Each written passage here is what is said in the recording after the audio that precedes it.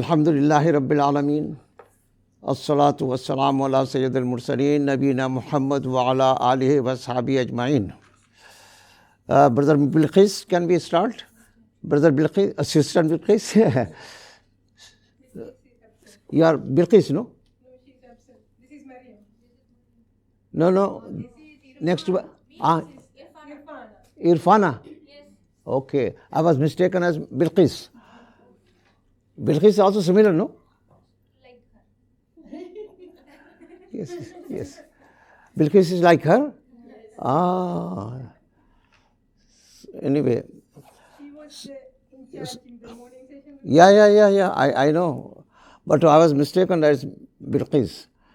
Because Bilqis is an attractive name. So, and I've got relations also with this name. Anyway, Bismillah ar-Rahman ar-Rahim. Alhamdulillahi Rabbil Alameen. As-salatu was-salamu ala Sayyid al-Mursaleen, Nabina Muhammad wa ala alihi wa sahbihi ajma'in. Rabbi shrah li sadri wa yassir li amri wa hlul uqdatam min lisani yafqahu qawli. Allahumma anfa'na bima 'allamtana wa 'allimna ma yanfa'una wa zidna ilma. So the topic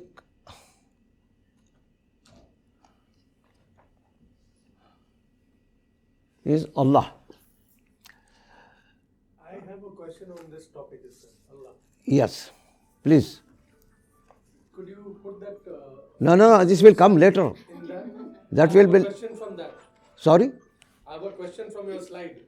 No, but I have not put the slide. When you put the question, when slide comes. The slide before. So I have a question from that slide. Like yesterday. This slide? No, Allah. Topic Allah. This is the slide. Yeah. No, I don't want to show this. Before that, I have to something to say. Okay, I'm asking everybody, starting from here. Kemana sen? Balo. Okay. I have a question actually. No, before that. Before I have the question. Okay. Brother, do you know who is Allah? Yeah, animation God. Sorry? Allah is animation God. Animation God. Allah is unimaginable God. Unimaginable God. Okay. Yeah, from the audience? True God. Yes. God. True God. Yeah, he told by himself. Yeah. Any other? Yes, Sister Sarah? Who is Allah? It is explaining in Suratul Ikhlas. Who is Allah is explained in Surah Al-Ikhlas. Yes. Qul huwallahu No, ahad. okay. Imagine Sayyid Ali is not yet Muslim and he is asking this question. How you will satisfy with a good answer when I say as a non-believer, I'm a believer, but imagine just for the sake of argument, Mr. X is non-Muslim and asking this question, who is Allah? What would be the answer? Brother Isa, did you hear the question? No. Okay. So I want to connect to me. You connect it to me. He's saying yes, he heard the question. Who is Allah? Inshallah. Yeah. Anyway, my question is, Mr. X, who is not Muslim, Yes. He asked asking this question, who is Allah? So, as Brother Isa, how you will reply? Muslim. I would say that Allah is our creator Mm-hmm.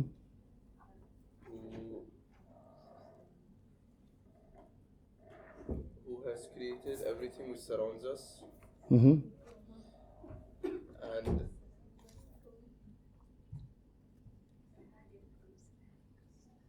there is lots of evidence supporting this. I'm not asking evidence. I am at this level. Who is Allah? Evidence is next step. Allah, the Yes. only deity worthy of worship. Sorry? The only deity worthy of worship. The only deity worthy of worship. Okay. Allah. Yes. Any other answer? Allah Brother? is our creator. Here. Allah is our creator. Yeah. Allah is our sustainer. Allah is forever and will be forever. Yes. He was and will. There is no other than Allah subhanahu wa ta'ala. We cannot worship anybody Yes. except Allah. Yes. So Yes. it's our Allah's commandment that accept me because I created you Yes. and I created you only for ibadah. Yeah. But I am non-Muslim. And Allah Yes.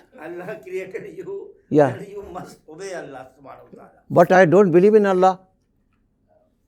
That's why I am asking this question. Because Allah made these all universe. That's why, since I don't believe in Allah, Universe. And I'm- Allah yeah. created us yes. from our parents. Uh-huh. And Allah created Adam, the first man. But I don't believe in Adam. I know. But I am asking this question. Yes, it's a good question. Yeah. We can explain. That's why I'm. We have limited. We are creations, there must be creator. Okay. So there are all these answers are correct. But we are not able to make a simplified, quick answer which gives an impression that the answer I am getting, but I will have further questions, then I will come to expand, how to expand, what is the evidence and all those things, they come later on. So I am trying to do this. I am not claiming that this is the only answer. I want to share what I arrived at. So I put this question to myself. I am imagining somebody who is a non-believer asking this question, how best I can reply. So I got some answer which I want to share with you. But I am not claiming this is the only answer. You may differ and you may be right. But so far as my knowledge is there, on the basis of my own limited knowledge, I have come to this which made sense to me.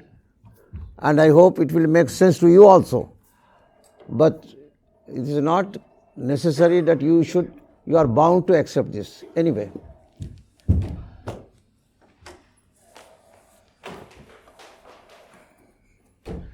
Yes, Brother Ibrahim, you are to comment something. No, I was saying that this slide, its last point, I have a question on that point. Okay. But the point is not there now. Yeah. Okay. So the issue is that, the topic of the issue is the concept of God. Who is Allah and how is Allah? That means you want to have the concept, how you conceive Allah, how you imagine Allah. So the questions to explain the word concept or how to imagine, tasawwur, that is explained by the question, simple question, who is he, how is he? This constitutes the concept, the word concept. Okay. Then first we address the non-believers. Their concept is based on their understanding, their own understanding. Every religion teaches something about the deity, the supreme power. So they understand according to their standards, according to their imagination, according to their understanding. So their understanding, how they have understood, is mostly their imaginations. That means what their mind, human mind, has arrived at. On the basis of even philosophy. Philosophy is also human mind. On the basis of mythology, which are the stories mentioned by their predecessors, their forefathers. Yes. Finish this.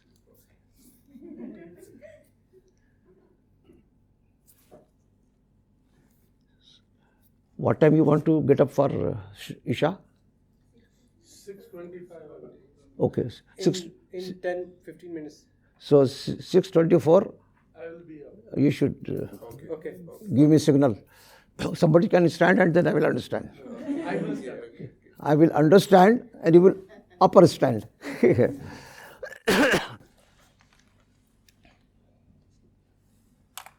This is not me telling, this Allah subhanahu wa ta'ala is telling. These are nothing but names of God you have invented.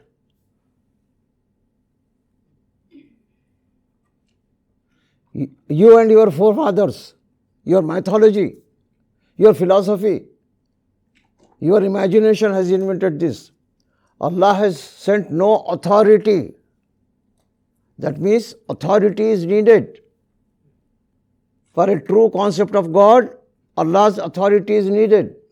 This is why I define the true God is the God, the concept of God which is conveyed by God.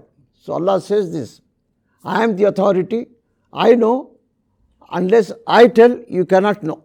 No way. No way can you know. So this is Allah Himself is telling. These people merely follow their guesswork. That's in human mind. And their own wishful thinking. Why wishful thinking? They try to justify whatever they believe. This is to satisfy their wishful thinking. They think that since we have evidence, let us believe. So they are contented with this. So this is wishful thinking. So this is telling this particular conclusion is not my personal. Of course, a thinking mind will reach to this conclusion which Allah has instilled in the human brain, because we are all born on fitrah.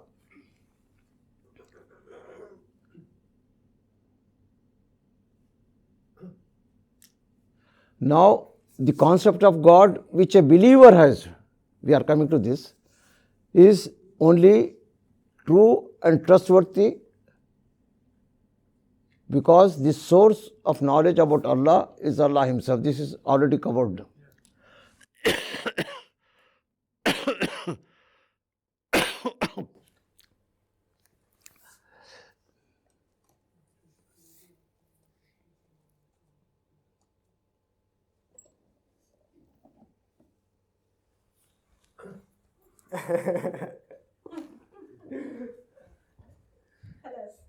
Sisters all there?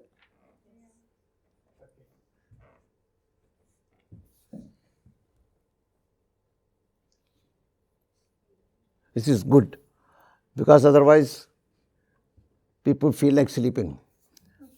So there should be some break, and shaitan disturbs this, but I take shaitan in this positive way. Yes. Okay.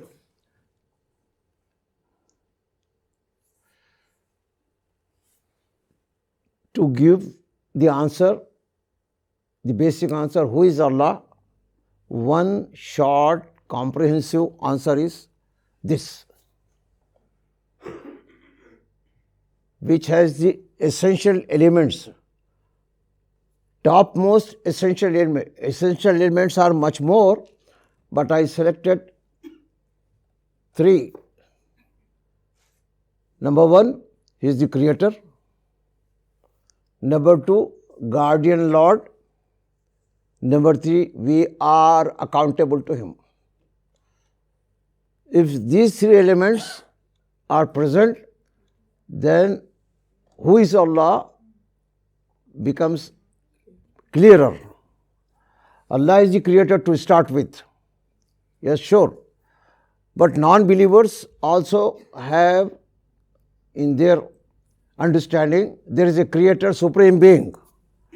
So this particular aspect of the Creator is shared by all religions.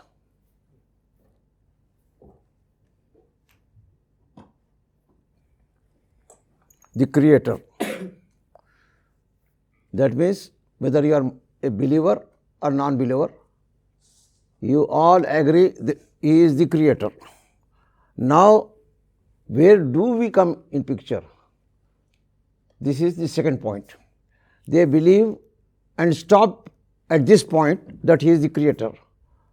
That when a Muslim says He is the Creator, he includes the second element, Guardian Lord.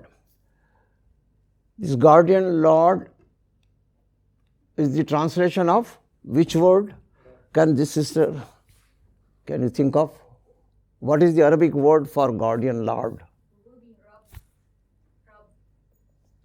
No, this sister. Sister Yufarna? Lordship, Rububiyyah. Lordship, Rububiyyah. What is the Arabic term for Guardian Lord? Protector, Wakil, you can say. You don't know? No. Oh. Shafiq? Rab. Huh? Rab. Rab.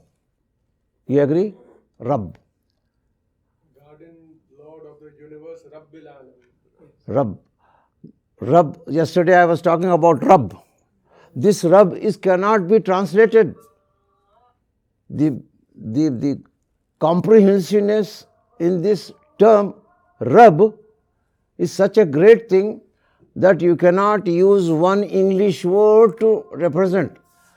Christians represent by the translation Lord, only Lord. But Lord doesn't communicate. In order to get a proper concept, we compare with in human understanding. For human understanding, please think of the role of mother with reference to baby. How the mother treats the baby. Taking care. Taking care. Guardian. Guardians, we say, if mother is not there, somebody takes care. Father takes care.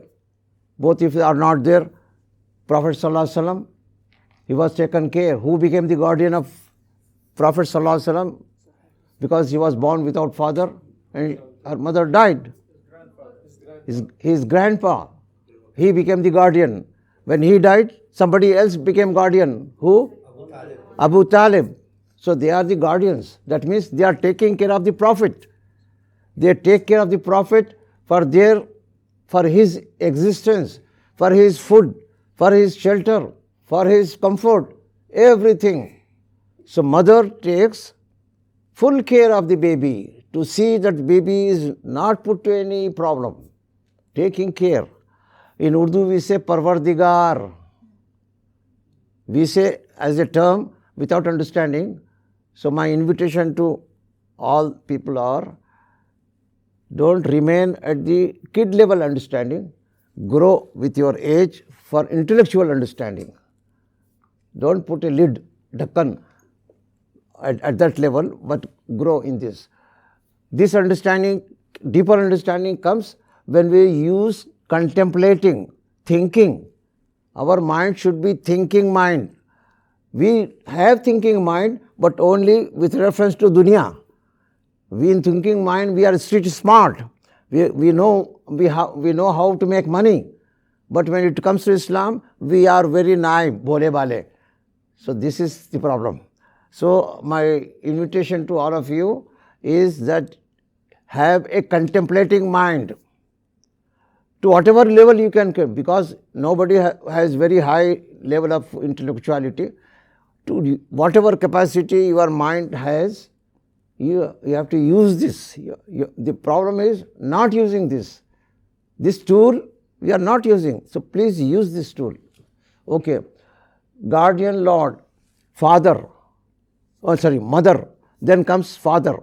The role of Father is also included alongside role of Mother, both combined together.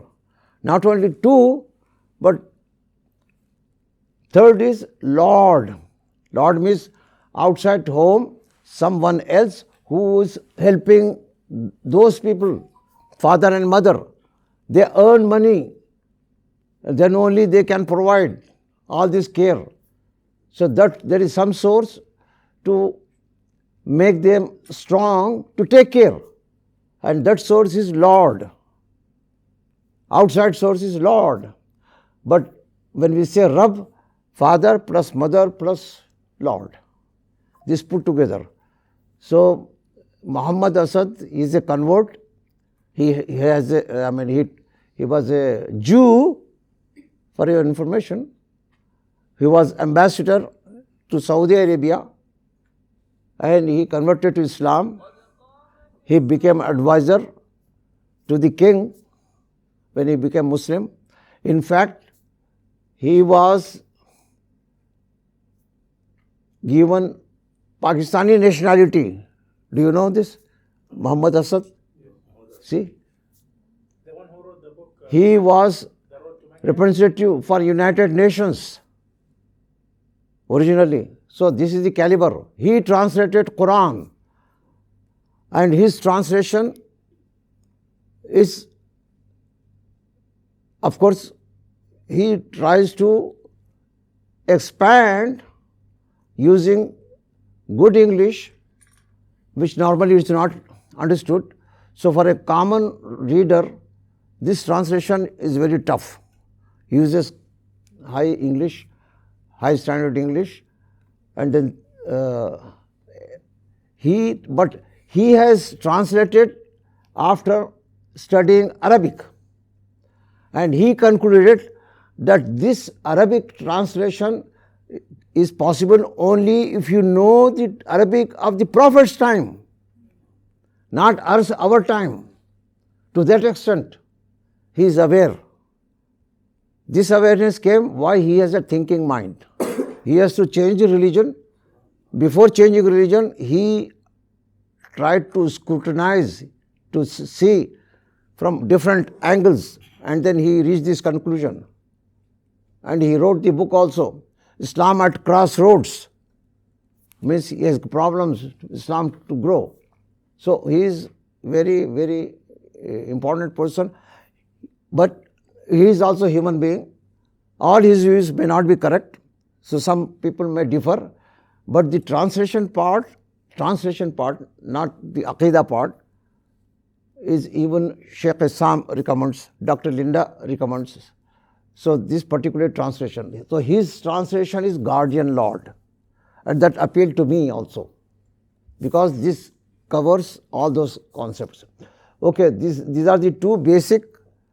But third one is also important when we want to get a short, quick, comprehensive answer of who is Allah. Allah, with imagining without the concept of accountability, is not Allah.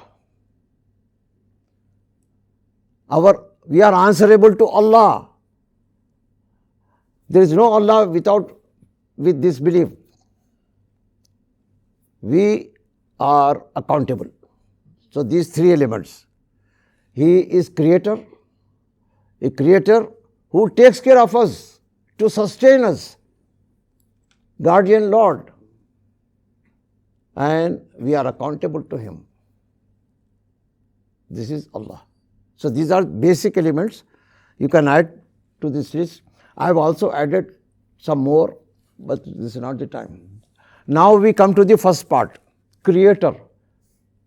What do you understand by creator, brother? Who is creator? Creator of the?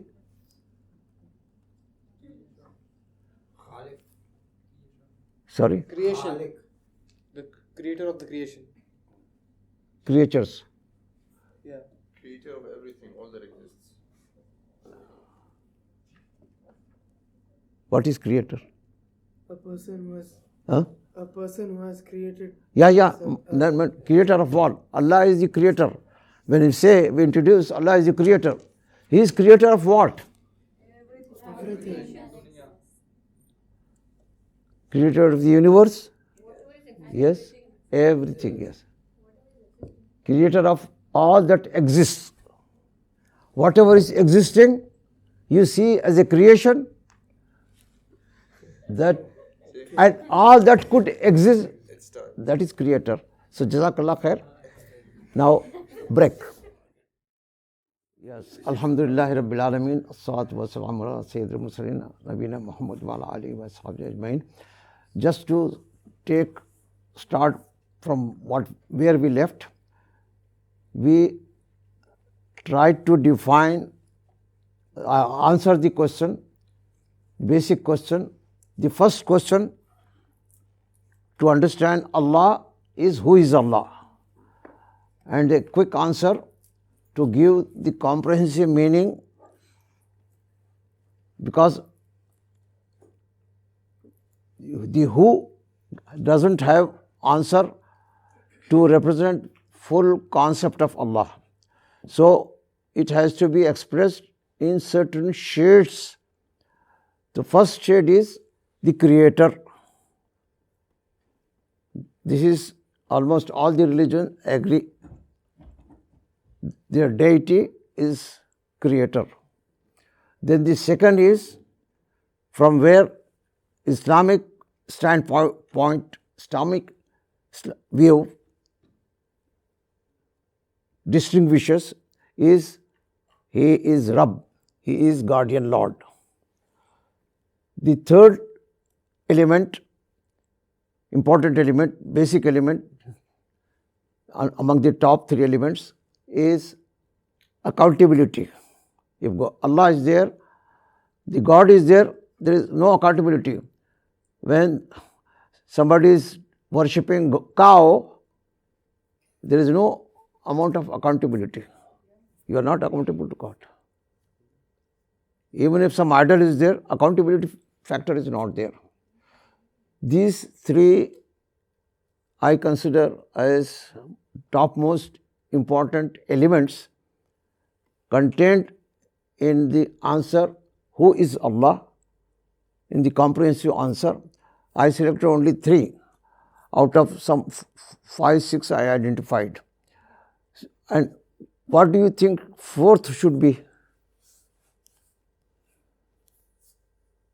Thinking mind. So deeper thinking. This is why I am asking this.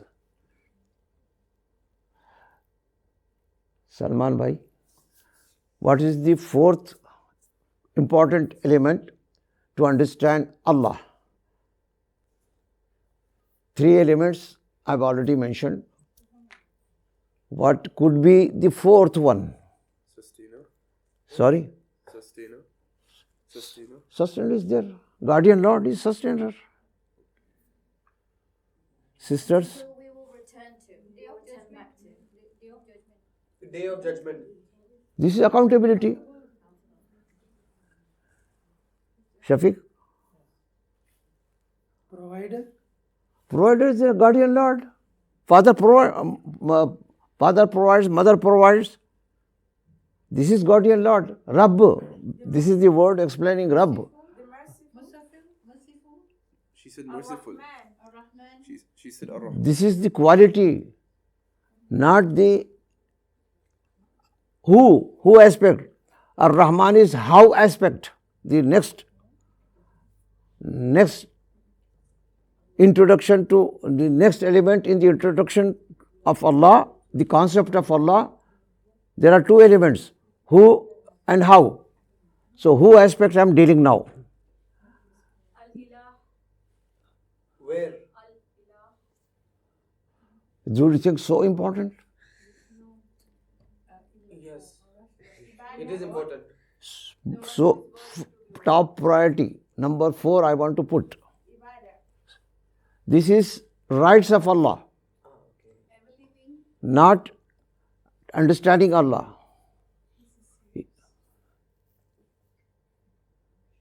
And this is very important.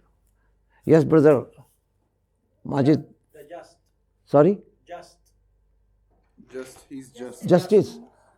This is, I will include in how aspect rather. The one and only. This is how, again this belongs to how. Yeah, quality. This is the quality. He is one. I am coming to that. Sorry. Now I put this question to my Ustad Ibrahim. Yeah. I consider you my supporter at least. Yeah, good. Alhamdulillah. Okay, the question is, I identified 3 elements in answering the question, who is Allah? The first element is, He is the creator, starting point. Second element is, He is Rabb, guardian Lord, caretaker. Third element is accountability, day of judgment. Yeah. And fourth, I want to take from the audience. I have got in my mind, I will share. This is the outcome of belief in Allah. Iyyaka na'budu wa iyyaka nasta'in. But who is Allah? One quality, 3 qualities, 3 elements I have mentioned. What is the fourth important element in identifying the concept of Allah? It's beyond its human imagination. Where is my translator? He's beyond the human imagination. Beyond, this is the Beyond imagination. beyond imagination. Human imagination. Yeah, this is okay. But this is the description of Allah. How is Allah? Then the question comes, when He is beyond imagination, that is transcendent. This is the quality. Sifa is He is transcendent, beyond imagination. Self-sufficient. Self-sufficient. Yeah, very close. I call it dependability. As-Samadi. We are totally dependent on Him. As-Samad. Sum up, yes. No. I'm saying As-Samad. As-Samad. No terminology. I am Mr. X. I am a non-Muslim. Okay. That way, Ah. absolutely self-sufficient. Absolutely again is unique quality. I have classified under uniqueness, absolute, all those terms, elements. So I want to create in the concept, elements of concept. Because you said absolute dependability. Someone whom everyone is absolutely dependent on. So that's why I said Samad. Yeah, no. Because he means self-sufficient. No, this is absolutely necessary Yeah. to identify this particular aspect, this particular aspect. Why all our problems are happening? Why we think we are independent? This is the basic problem. This is the problem. Yeah. Every breath, we are the very existence is dependable on Him. When we take breath in, dependent on Him. Breath out, dependent on Him. Growing, dependent on Him. Existing with enjoying comforts, enjoying the worldly life, this is all because of Him. If you think I am independent, all this corruption will start. Because human mind is unconscious every time. This consciousness is important. When we say consciousness of Allah, which is taqwa, so these 4 elements are important. So all these 4 elements, if you say to Mr. X, then he will have the concept of Allah in the nearest sense. There are more elements, but these are topmost. I consider one element most important is dependability. Yes, Samad is, it's a term, but I am not using terms. You are not using Yes. So, I understood now. right, yes. And I think that's what the youth needs to understand from early on. She said, and I think that the youths need to understand this from early on. Yes. So this is what I want to teach for the kids. Because our knowledge is at kid level. Whatever you have understood as Allah is the lower level, superficial understanding. Because you have been hearing the word Allah from the childhood, and we have been explained Allah is the creator. That's all. We remain at that level. We have not, we are not having a deeper understanding. We are not reflecting. So all this deeper understanding, reflection, insight into this term Allah, then if you contemplate or you reflect upon the word Allah, essential elements in the word Allah to define, these are elements. So these elements should be explained to the kid, and they are very easy. Why we should wait until the kid grows That's when to be a university student, Yeah, exactly. to get married? Until then, you do not wait. The kid understands. Of course, the baby or the smaller kid it is sufficient to stop at Creator and Guardian Lord. And then he becomes mature, accountability aspect. But we bring accountability aspect to the small kid. No. He will go to hell. No. They are angels Kid who will guide not, their deeds. kid will not go to hell. You are cheating the kid. You are telling lie to kid. So we are messed up. Why? Our understanding itself as kid level. So this is mature level, but grown-up kids, for them, this is the thing. This is in my lessons I have taken from that. So, and dependability is also a very important factor. So the problems we face in life because we think independent. We think independent. If somebody is conscious of dependency, problem solved. All problems solved. I am dependent on him. That means, what is the message? I must have connection with Allah. Ta'alluq billah becomes the focus. And once you have ta'alluq billah, you are practically addressing the issue that I must have ta'alluq billah. And when you practically, with understanding, have this ta'alluq, you are perfectly peaceful. You are not disturbed at all. Of course, I am telling all this, but I am also a human being. I will not, what I am telling, I need not be applying on myself. It is not possible. I understand for a moment, but next moment when I am doing these worldly activities, I forget this. This is a natural tendency to forget, but it is, that's why we keep reminding each other. So I too need reminding. So this particular concept is very important. Anyway, now we know he is the creator.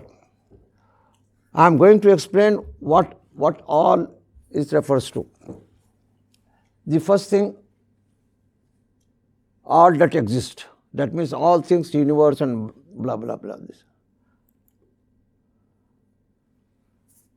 The second element is everything that we see or we know through five senses: seeing, observing, and whether microscope or without microscope, and getting evidence from deduction, and using mind, and other things, five senses, touching and all those things. And don't see means we know it exists, but we are not able to see this as a material. Means we can't use the five senses. Yes, out of five senses. For example, energy, time. Allah is the creator of time.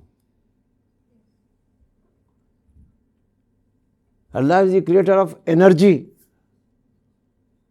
Energy is not seen. Yes, energy is not. Yes. Some Indian philosophers say God is energy. No, Allah created energy. Yeah. Allah created energy. And system to work all this unseen, like there exist some forces which are reality, but we do not apply this logic that Allah created this. For example, the force of gravity. Why this gravity is acting? Why? Where from? How it came into existence? Why gravity? Earth has a gravitational pull. Why water goes down? Why not up?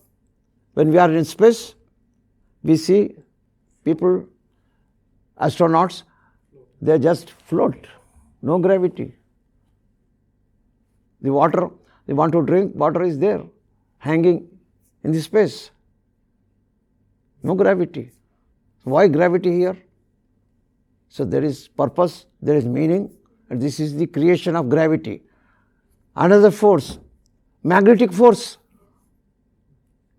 Why it has come to only iron and iron-like things? Why not to aluminum? That's how we check fake coins. Yes, aluminum is there, it will not be. That is how we use magnetic force in our favor to decide Qibla. And how it is work oriented. So magnetic force is also a force which Allah has created. So all these forces which are operative in the universe, they are created by Allah. Allah is the creator of death and life.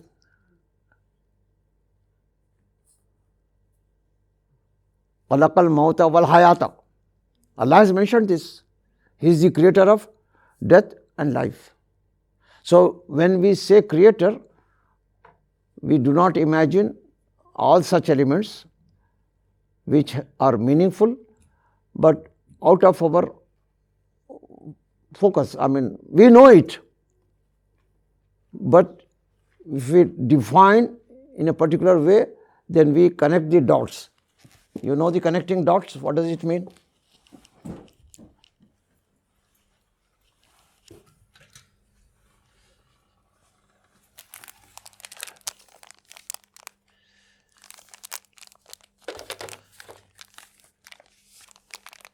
These are all not standard. There is one brand which always I recommend. Sinar line? Sorry? Sinar line? No. No, that's book. Art line. No. Art line? No. Then? There is one famous Germany. Germany? Yeah. Skandler. Huh? Skandler. No. I forgot totally. But It starts with S, right? I was using all the time, I told Discover Islam, I want only this. And in that, I don't want green. Because green is from a distance not visible, very not visible. It doesn't catch eye. It should So- be Skandler only. Sorry? Faber-Castell. Faber-Castell? Fiber, no, not No, they similar don't to have- this. They don't have Marcus. Fiber, but well, anyway, I will not waste time.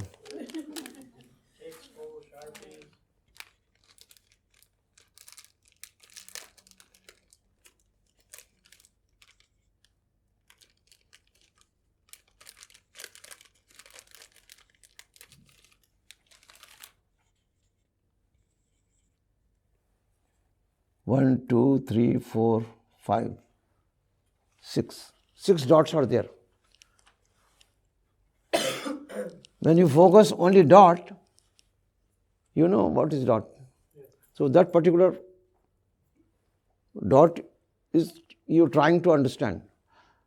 When you connect the dot, then you see the bigger picture. Actual reality comes when the dots are connected. So now please tell me what I am putting this dot. Without connection, can you get the idea how, No, it's hard. what does it mean? No. So let me connect. Now we'll use red. Let me see it works or not. See, this is the problem. Use the same color.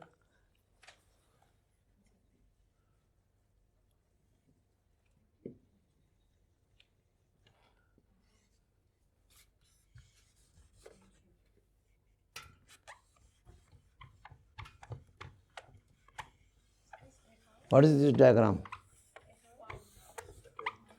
A hut, a house. This may be considered as door. Some picture emerges. If you connect the dot, the pictures emerges, and you have to understand first this picture. Then you can focus to the dot. That means this I am talking about the top of the roof. Then it is clear this is top of the roof.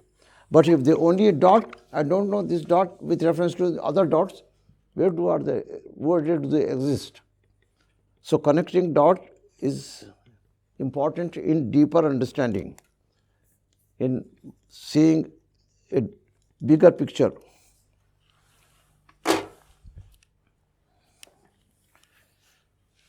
So we know about all these things, 4 things which are mentioned here, but more things are there. You know already, you have the knowledge, isn't it? You have the knowledge. Connects the dots. But when you connect the dot, then you connect the dot means you get the picture of creator. We read the Quran every time. Probably some people read every night Suratul Mulk. The ayah in the beginning is Alladhi khalaqal mauta wal hayata. We read, but we do not conceive this particular idea with reference to Allah. So by connecting God, He is the creator of such things. It does not strike us at that time in the same way as it should be understood. So our understanding is rather at a shallower than expected level. I do not say shallow level, but it is shallower than expected level. Your level of expectation is you should understand that to this level, but you are falling short of that. This is another cause that leads to the effects. It leads to the functions of life, in life. He is the creator of the cause. Musabbabul asbab. He is the creator. We connect to Allah. Allah, I have this problem. I connected to Allah. Allah, I want to go to Bahrain, but it is not possible. So Allah made the sabab, the cause. What is my cause? Dr. Najma Pereira. She became the answer to this dua. The connection with Allah produced the result. What is the result? I am here, which I didn't believe until I came. So Musabbabul Asbab. We make dua, but Allah has also created dawa. What for? That means dua is okay, but dua is related with action only. I mean, not only dua, but action. And you have to take that particular action to use this particular thing to cure your body. So this is why dawa. But the right medicine, I don't know. I am taking medicine for cough, but it's not helping me. So I should make dua. I mean, I'm making. Alhamdulillah, which thing is working, I don't know. But Allah has provided me. Some sisters have given some honey by which she was cured in, I think, 2 days. She was using all medicine. It did not stop. And she gave me that I brought for you. Now try this. So I've started now. Let me see. I think today I'm feeling better. Not so much of cough. Yes. So this is sabab, cause, which brings the effect. So he is creator of the cause. We depend on money, which will solve my problem. So dependability is not money. It is the provider of money which matters. If it doesn't provide money, money is useless. There is a lot of money lying there. I may have money in the bank, but I don't have check. Khalas. It is my money. I know it is there, but I cannot get it. I have to write a check. then only it is my money, it comes to me. So this is also an important element when we think of creator. So when we think creator, these are all things are valid. I mean, we have to imagine. Then what happens? Our iman becomes strong. Then our iman becomes strong. We do not remain at kid level. Creator is just creator of the universe. Okay.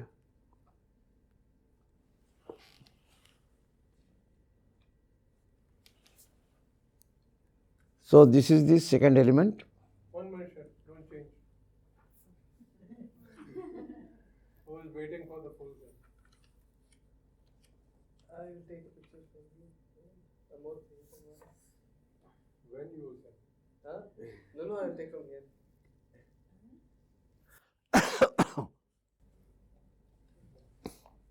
Better take from Yes. No, don't worry. I will provide afterwards, inshallah.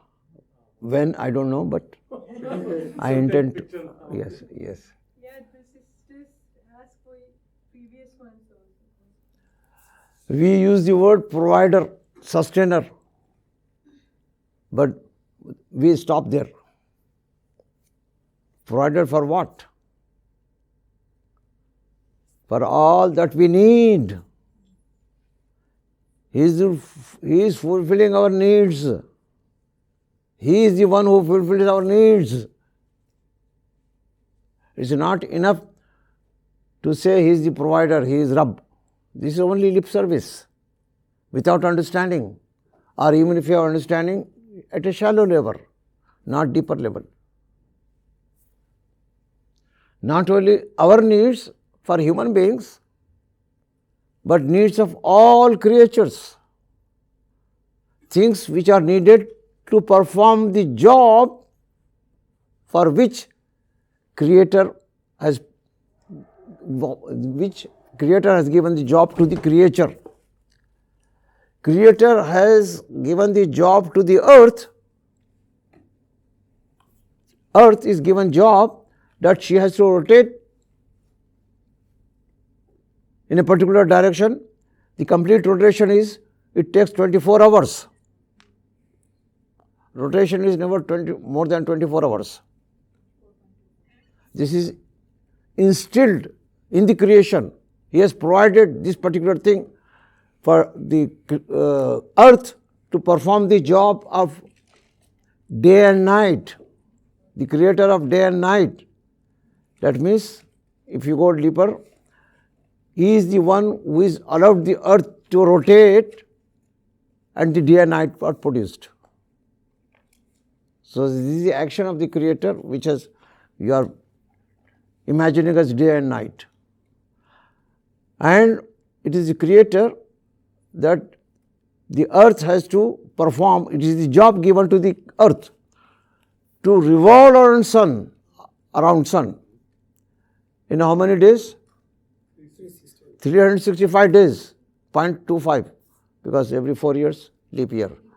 Yes, 366. Anyway, and earth does exactly to this point. Why?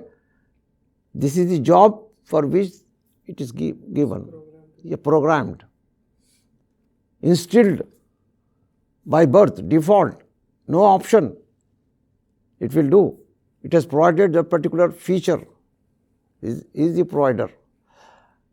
And for that purpose, when revolving around the sun, earth has to be tilted. The angle of tilt is 23.5. See, 23.5. And earth has to revolve keeping a distance, certain distance from the sun.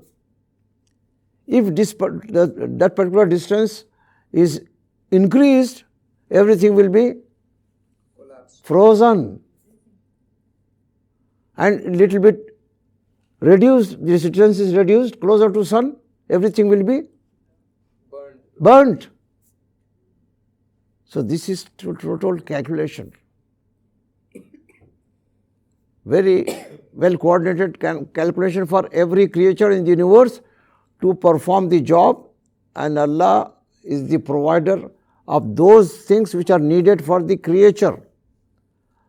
And there is one creature, special creature. Certain things are not given by default. They are not given instinctively, they are not given inherently.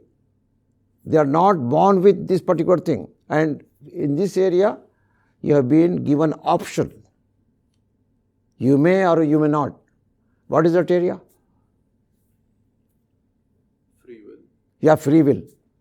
This is called free will, freedom of choice. Choice between, choosing between Good and bad. good and bad. This is our choice. Morality is the choice, using the choice. What you are supposed to do, Is in your hand.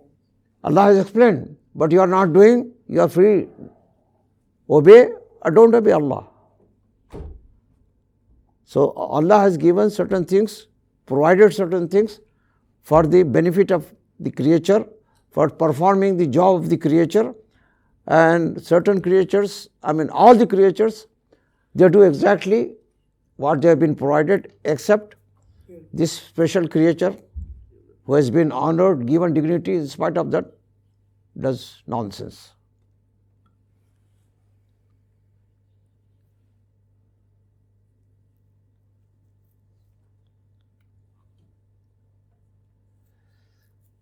This is I explained to you.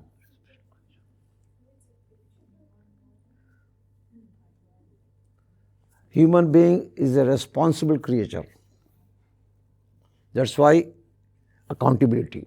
The third factor, accountability, comes because he has been created as a responsible creature. Your job is a responsible job. Your job is not that of a cleaner, sweeper. Your job is manager, chief executive on the earth, Khalifa on the earth. You have to behave like the chief executive, not like a sweeper. You can employ sweepers, but one person is responsible for the whole thing. One prime minister of the country, one president of the country is one, and he has to manage. So he is the manager of like this in that particular position. That's why the responsibility means accountability. Your job is a responsible job. Are you doing according to responsibility, or you want to enjoy the benefits, you want to salary without any, you are doing the proper job? No, it will be removed. You are not fit for the job. So all these arguments lead to conclude that Allah is supreme being. If these qualities are there, He is the supreme being. Supreme in authority. His authority is supreme. His power and control is supreme. So His status is supreme.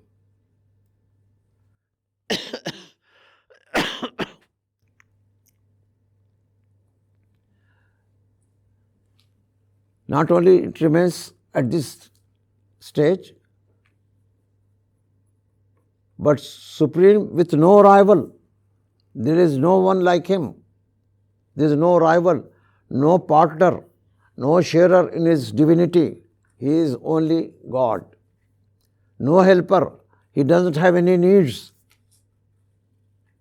He provides the needs. He is above the needs. That's why He doesn't have any helper. If you think God and petty gods along with Him, then He is not supreme being. He is not supreme being. Human beings, somebody is supreme. The president of country is supreme in America. But he has got some check and control. The Congress is there, and then all those things are there. So, but he alone cannot manage all the affairs of running the country. So, what he does? He has the defense affairs, one person giving responsibility to that. Home affairs, one person responsibility to this, one minister. External affairs, defense affairs, all those affairs, one person is allotted. And they have in their cabinet their assistants. So all this hierarchy is there for who? For the supreme authority, president or prime minister. But Allah is not the human prime minister. Allah doesn't need all these assistants. If he is prime minister, he doesn't need any minister to help him. Because the prime minister alone cannot handle all those things. It's beyond the control. But Allah, he doesn't need any help. Allah is all powerful. As human being, I want to lift this particular thing. So, do I ask Brother Isa, please help me to lift? I want to take in my hand. I can easily take. I don't need any help. But suppose this heavy table, I want to move. Then yeah, please, we will move. Please give me help. So Allah doesn't need, for Allah anything is less than paper. He has to just say kun and it happens. He is beyond all needs. And He alone. So these are the things associated with Allah. He is Supreme Being. Supreme contains these particular elements. If any one of the above is missing, authority, power, status, sharing, helping, then it is not Allah. All this present in one entity, that is Allah. Anything less than that is not Allah. And that is the concept of, what is the term? Huh? Supreme being. Supreme being. Look, all this put together. If any one of the above is missing, it is not Allah. This concept. No other one. None except Allah. This concept. What is it called? A term? Sorry? As-Samad. Huh? As-Samad. A term to represent all these aspects. We discussed earlier, whole thing, including the last statement.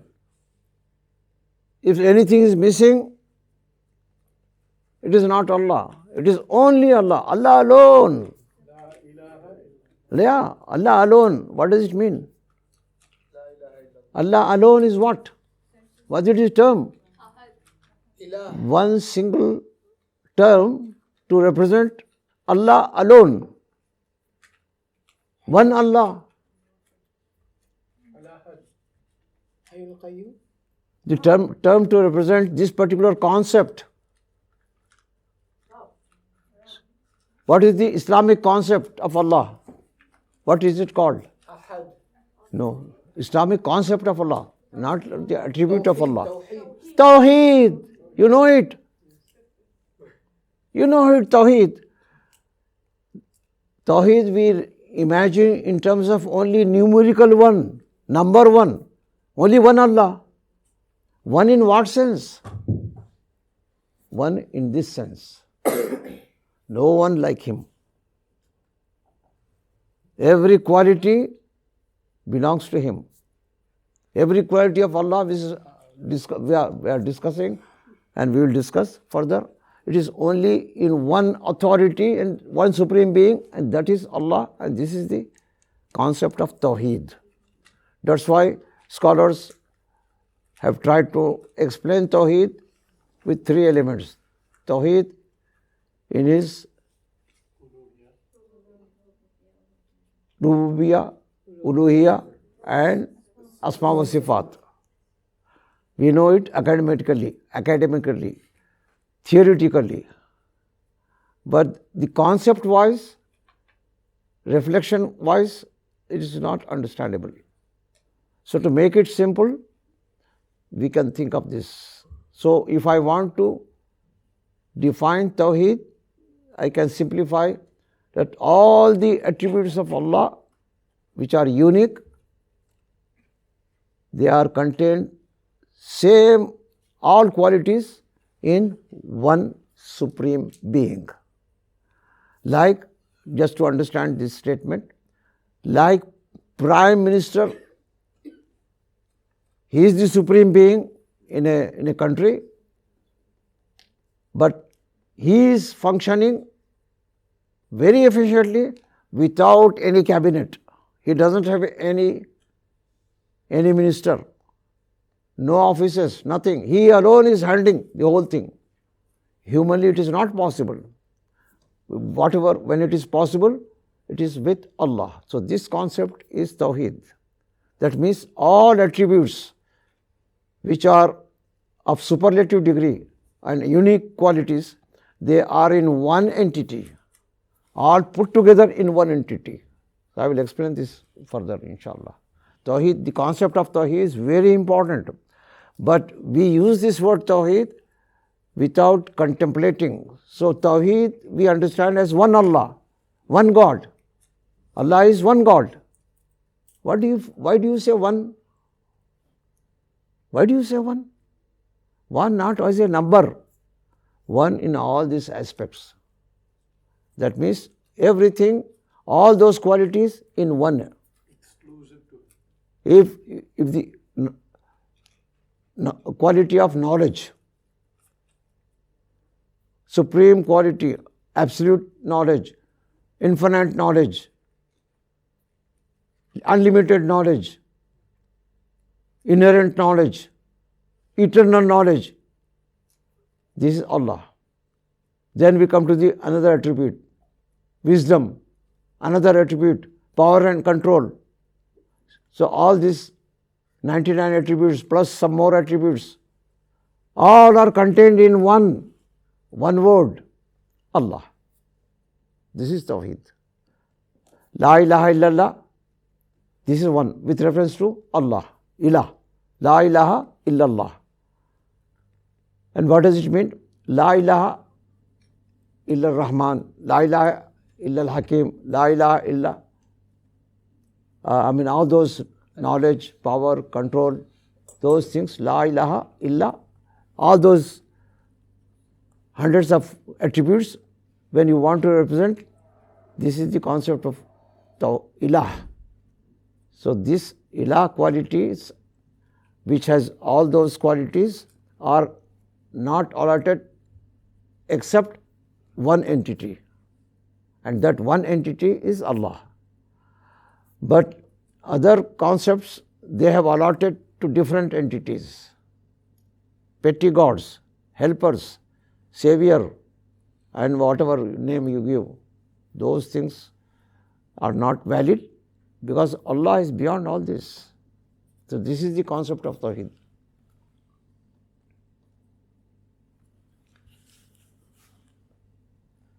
Acha, this is to explain further the creator. Then we say, okay, creator. I am trying to expand on the word creator, the one and unique. That means the first cause, the uncaused cause.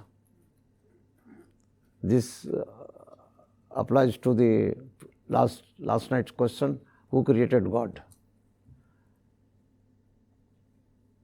First cause. Allah's definition is the first cause. That means the starter of cause is Allah. He is the originator. First cause means creator in the sense of originator. Creator in the sense of maker, creator in the sense of evolvers, creator in the sense of shaper of the creation.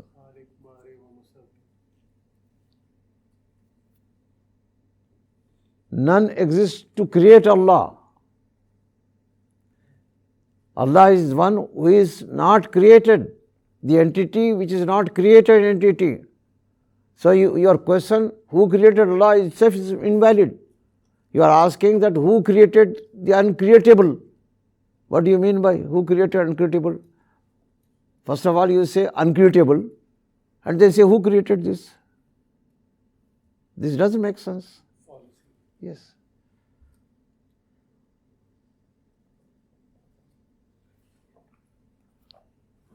This, with reference to the Creator, Allah has described certain attributes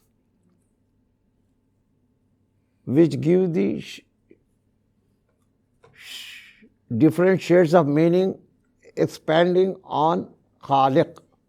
When we say Allah is Khaliq, it means He is Khallaq, He is Al-Badi', Al-Fatir, Al-Mubdi', Al-Bari, Al-Musawwar.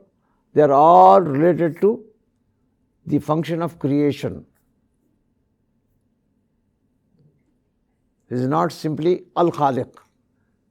He is the function of takhliq, function of creation has so many elements. These are all the attributes of Allah, and I collected the sifat of Allah with reference to the functions, with reference to these headings: power, control, creation. So I've got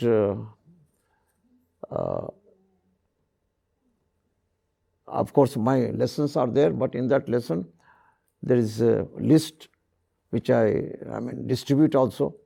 So I can send you a PDF file for reference. This is not just like this. I just compiled. It is not something very strange, but it is only compilation. Compilation under some heading. Heading of creation, heading of power and control, heading of care, mercy and all those, love. These are all care, dealing with care. So Rahman, Rahim, Wadud, all those things, they come under this heading. So I have established certain headings and collected under that heading. So different attributes which are mentioned in the Quran, quoting where in the Quran you can find.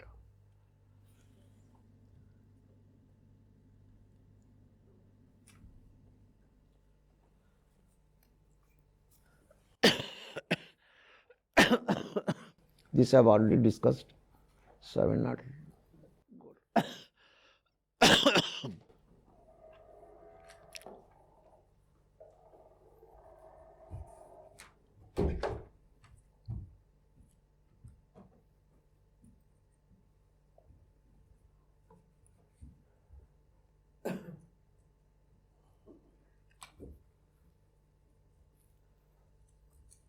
This is the implication of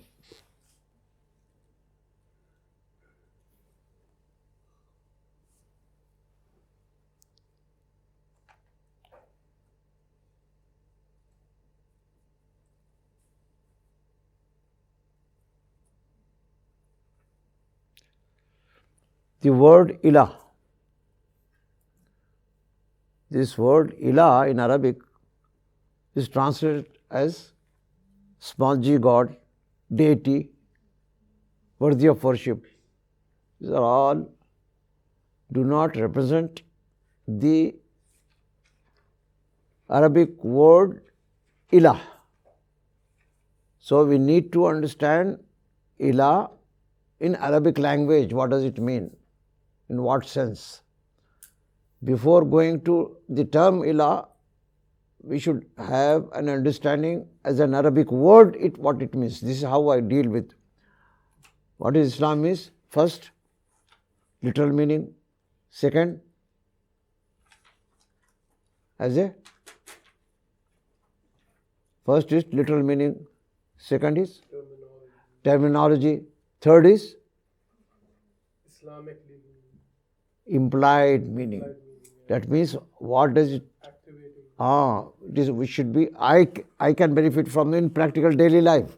How I should think the same thing without going into those aspects of terminology which I know, but it is no benefit of knowing that theory. So to put it in practical, implied meaning. Implied meaning is practical.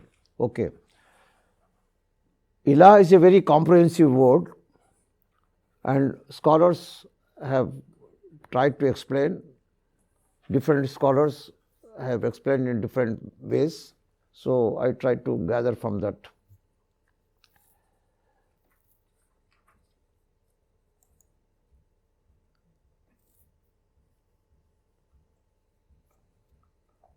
The one who causes awe and reverence due to its great power. For example, objects of nature and humans. So, other religions, they take objects of nature as God.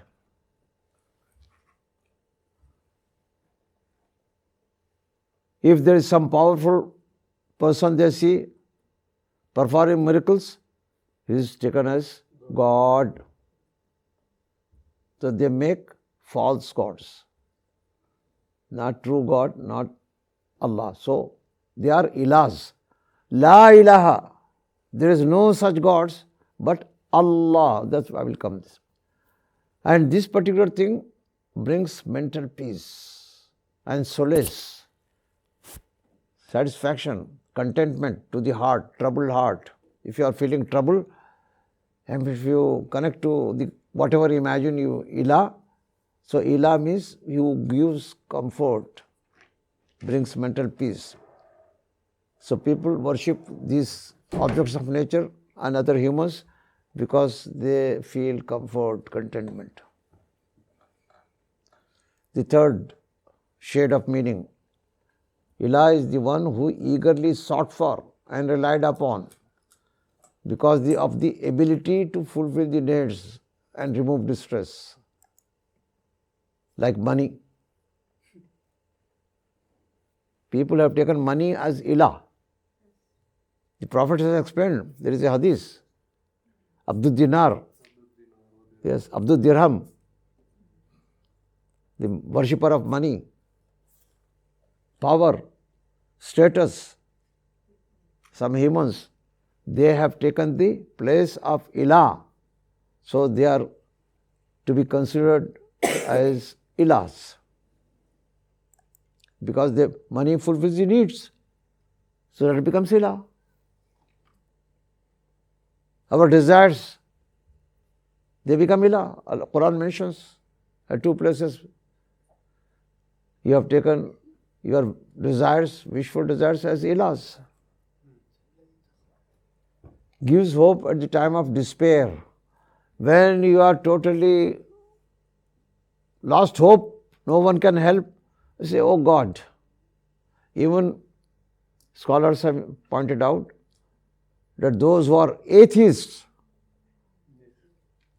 when they are at the brink of losing all hopes, they say, oh God, if anyone is there like God, please help me.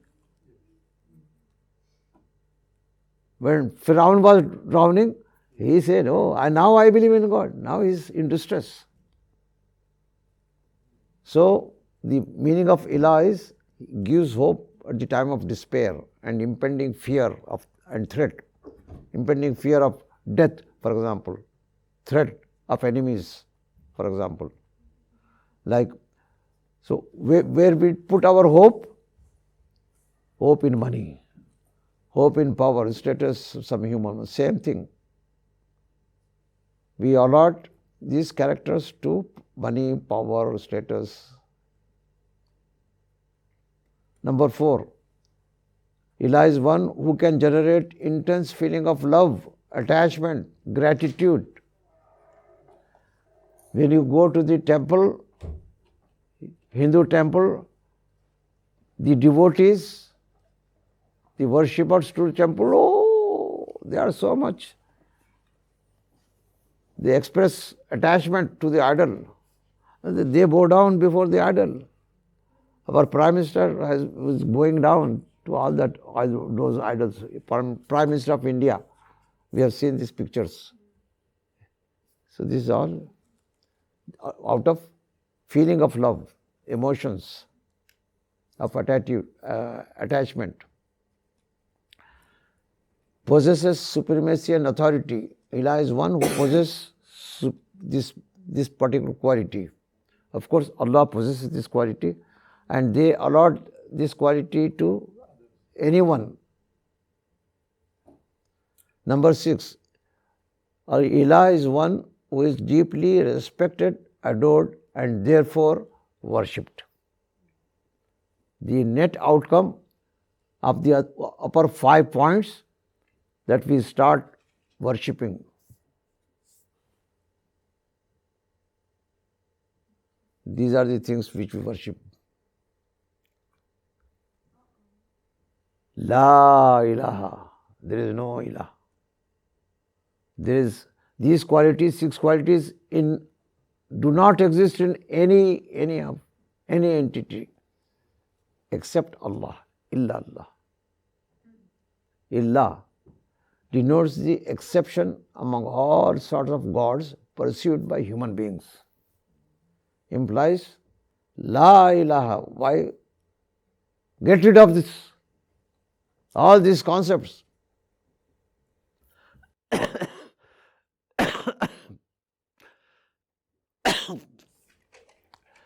Illallah. Except this. There is one Almighty Creator. By contrast, everything is His creation. Therefore, nothing that is created is qualified to be God, to qualified to be take the position of Ilah. None can attain to any quality, capacity, authority, power or right that exclusively belongs to Allah. Therefore, anything imagined to take the place of God or Allah is required to be rejected. So this is logical approach, thinking mind approach. We are supposed to have this approach when we grow elderly, but we remain at a relatively shallower level.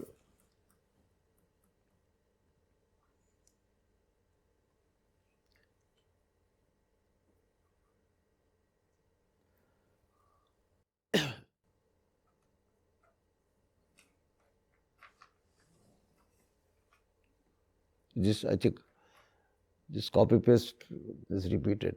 Sorry. Now I come to this point. Belief in Allah. Belief in Allah.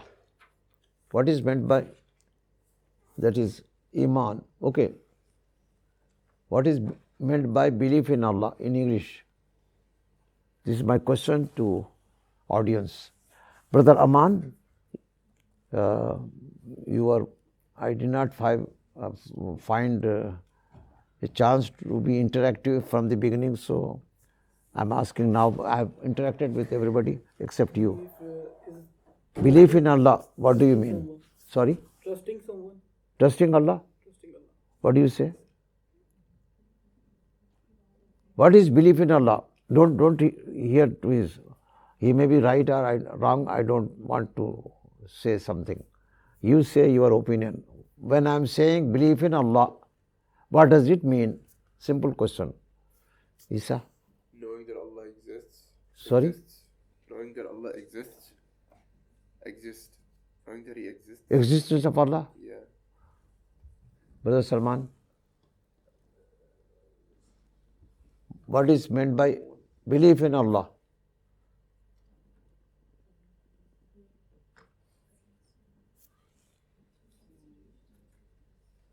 Complete trust. Trust. Yeah. Sister? Full submission. Sorry? Full submission. Submission. Sister Irfana? It's conviction of yaqeen. Sorry? Yeah. Okay. Yaqeen. Okay. Back sisters? Anybody? Yes. Believing in all his commandments. Believing in all his commandments. Sister? Who is left? Sister, yes. Give me wrong answer. I want wrong answers. I don't want right answers. No comments? Yeah. Yes, sister? Sorry? Tawakkul. Tawakkul. Okay. All your answers are not wrong. I am telling not wrong. But not even correct. Yeah, because I have to say something. They are all included.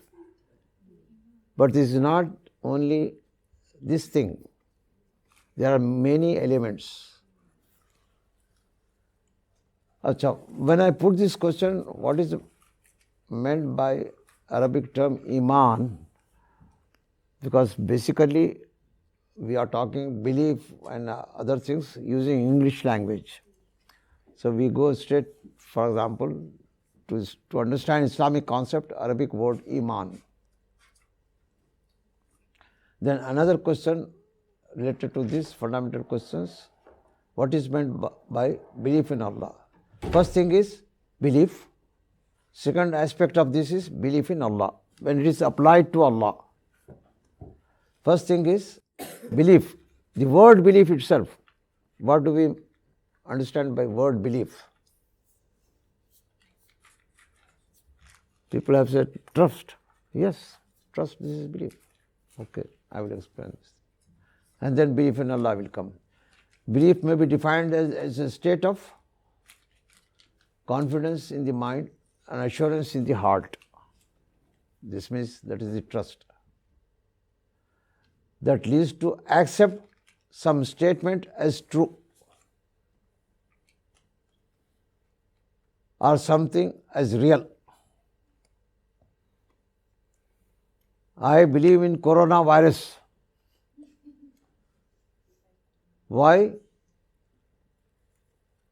This belief gives me confidence in the mind and assurance in the heart that it exists, because that least this confidence has led me to accept that coronavirus exists, is true, and really it is real. Why I took this as real? Because I trusted the one who gave this statement, there is a coronavirus. Why I accepted? Because I depend that he is trustworthy. So if this statement comes from someone who is worthy of trust, who I cannot deny, this is the source which is trustworthy. This belief in that particular statement, with this source of this statement, that is the belief, that is iman. So that's why iman is described by scholars that whatever the Prophet has told about himself and his teachings, we accept as truth, trustworthy. Our confidence there. We are sure he is speaking truth. We are sure that he is the Prophet, first of all. How to start with. He is a prophet of God, means he receives information from God, from Allah subhanahu wa ta'ala, and conveys. And that information, what he conveys, is also trustworthy, dependable. It is not untrue. This is not false. So this is iman. Iman is defined by this. Whatever Prophet sallallahu alaihi wasallam said, that he said he is a prophet. This is, we have iman. And whatever he taught is true, this is also iman. So whole thing he taught Islam. So this is Iman. That's why when we say La ilaha illallah, with Tawheed is there, Allah is one God, all those things are believed, but without Muhammad Rasulullah, Iman is not complete. That's why Shahada is there. When you enter Islam, you have to testify. That means you have to try to, you know the source from where you got the Tawheed. Tawheed has come from the prophets, sallallahu alaihi wasallam. Of course, he is the last prophet whose teachings are well preserved and available to us. But before that also, all the prophets, all the messengers of Allah, messengers means the conveyor of the message. So all those have conveyed this message only about Allah. La ilaha illallah. La ilaha illallah is the message. But before Prophet Muhammad, this could be expressed as La ilaha illallah. The Prophet present. Yeah. Who was present? Sorry? Musa Rasulullah. Isa Rasulullah before Musa Rasulullah. And when we go to a time when Isa also was not present, alayhi salam, then who was the last one who brought this? Musa alayhi salam. So La ilaha illallah, Musa Rasulullah. La ilaha illallah, Ibrahim Rasulullah. La ilaha illallah, Nuh Rasulullah.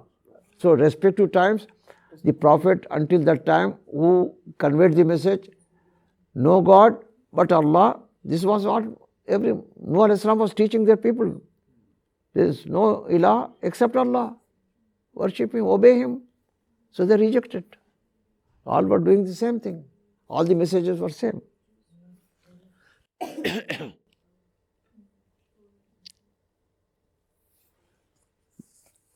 We say this when we do not and cannot observe or know or experience it by direct means. We have no direct means, so we have to trust someone. We don't have direct means to know about Allah. We trust prophets. So this is belief. And in our daily affairs, this job is belief in physician. Why we go to physician that he will cure us? Because we believe that whatever he says is true. Whatever his diagnosis is true. Whatever he prescribes, I must do. So all these beliefs, I don't question when I enter a physician's, a doctor's clinic. I don't want to ask, show me your credentials, show me your degree. I want to satisfy before I consult you. No, not required. Because I believe he is the person, famous person. Even if I have not seen directly, he is the one who can do this requirement, fulfill my requirement.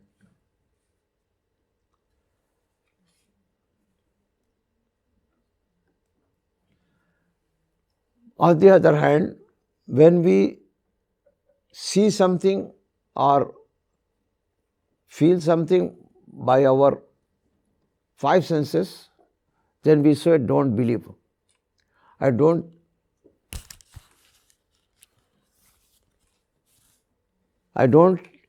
ask Brother Isa, do you believe this is stable? I don't ask. Because this is stable. It is accepted fact. There is no need to believe. We use the word believe when it is not known. I believe in Allah because Allah I cannot see, I cannot know Him. That's why the belief word comes. When I cannot get the information otherwise from my own, on the basis of my own efforts, then I refer to as belief. I do not see virus by my own efforts, so I say I believe there is virus. Though I have not seen virus, but those who have seen virus, I believe, yes, this is true. And I see the effects. So these are the area of belief. Did I explain you? I put across you my point. Is it clear or?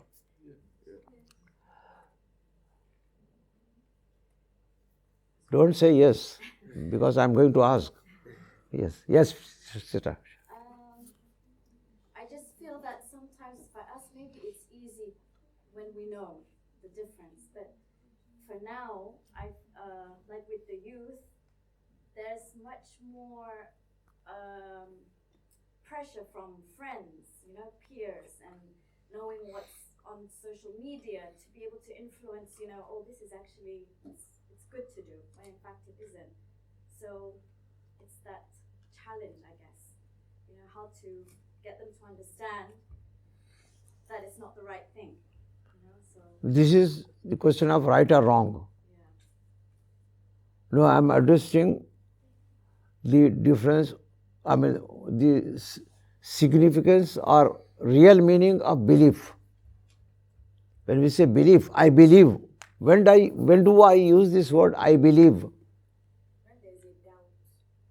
Yeah. You're Well- talking about the term No. Any belief, the word belief, that's all. which is not Belief not in Allah. Then this is next step. With reference to Allah is the next step. But before that, anything, if I believe, when I use the belief, I believe, for example, I give the example, coronavirus. I believe corona is a virus. I believe.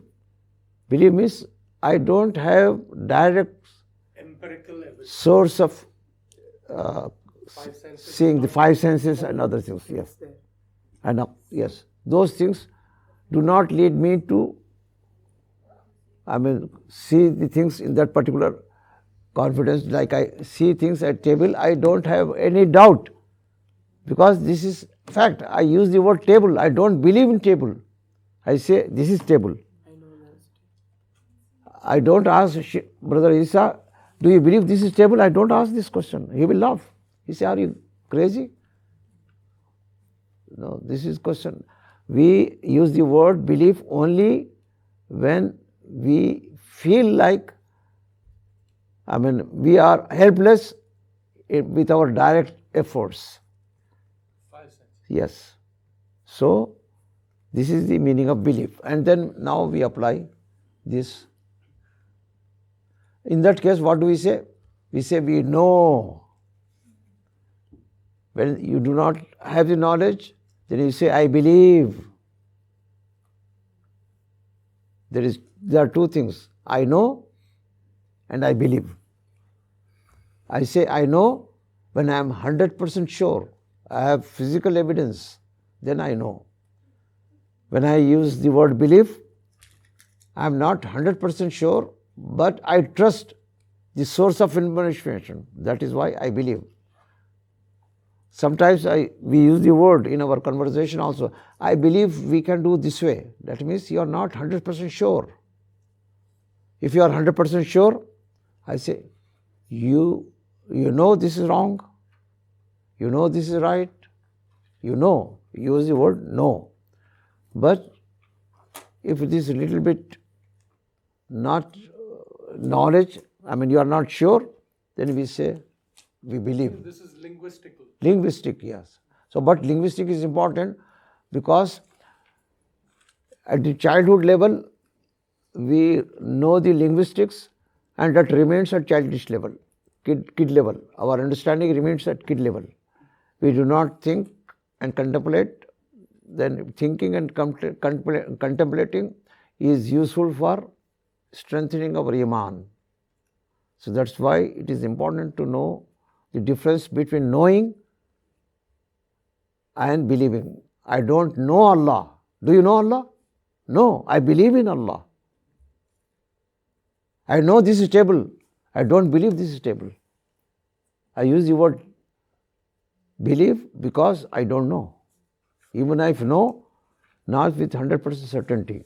When I see the thing, touch the thing, five senses I use, I say I know. I know means 100% surety. This is knowledge, information, 100% true. This I say, use the word know. So this is the difference between know and believe. This is linguistics, but understanding this is supposed to be at a matured level, mentally matured, contemplating mind, thinking mind, and understanding mind. Okay, the Arabic language word iman, amana, faith, belief, trust, confidence. You open the dictionary, you will get this. Security, protection, peace. Aman. Aman. Amnul Am, security force, public security. In Bahrain we see public security, yes. As religious term, iman is to believe and accept whatever Prophet Muhammad has claimed and taught us. Essentially, it is belief in Allah and consequently whatever it entails.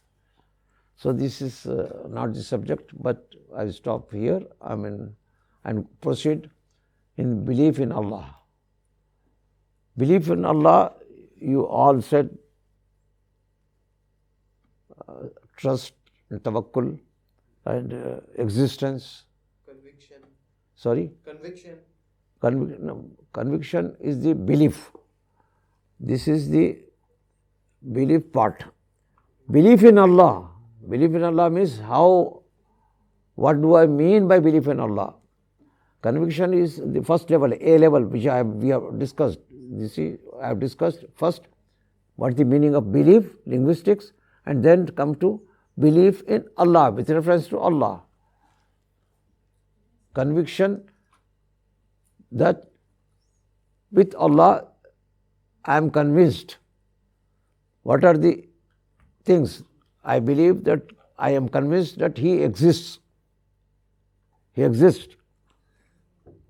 I do not have 100% surety from five senses, so I believe in His existence.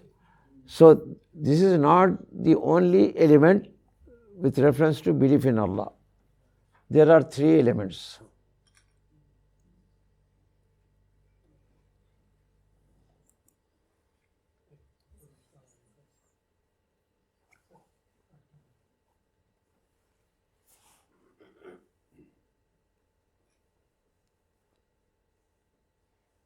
I want to know from you second element.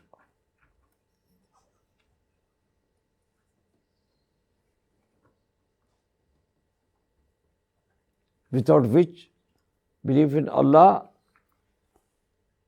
is not complete. Power. Sorry? Power. Okay. Only one God? Oneness. One God. Yes. Trust. Sorry? Trust. These are all correct, but a comprehensive way to express is His unique attributes. His existence is with these unique attributes. And don't just accept Him separately as something existing. This entity is Allah.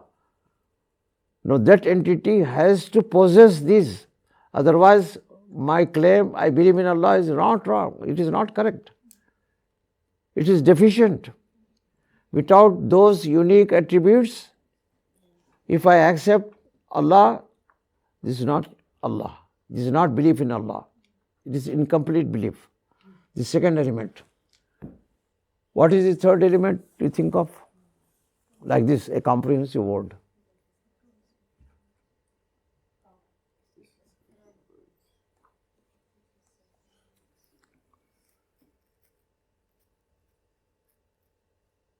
Beliefs in actions. Whatever he is doing is from Allah. So, if anyone is missing, my claim of I believe in Allah is not complete. Superficially, it is right, but in reality, it is deficient. So, unless my belief includes these three elements, it is not correct. When we say belief in Allah, we mean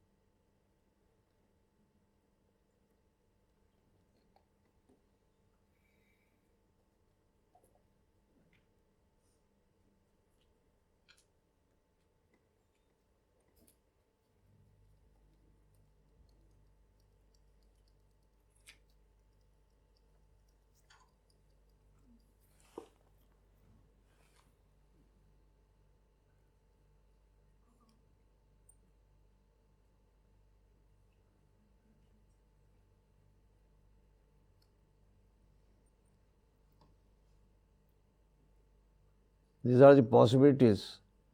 If something exists or Allah exists, created itself, everything that exists in the universe, there are three possibilities. Created itself, created by chance and coincidence, like scientists believe. Out of nothing, there is a creator. So we accept this is the one. There are evidences, arguments. Creation of the universe and everything is operating in a consistent, systematic, coordinated way and continued to perform in that particular way. Itself is a logical evidence of some intelligent power behind it. Allah puts such questions. Were they created out of nothing? Are they are their own creators? Did they create the heavens and the earth? No, they do not have faith. So this is just to quote. Then I go to the second point, belief in the unique attributes. What do you mean by unique? In what sense? His attributes are perfect, absolute, eternal, infinite, inherent. This is the uniqueness of his attributes. And this is important to know.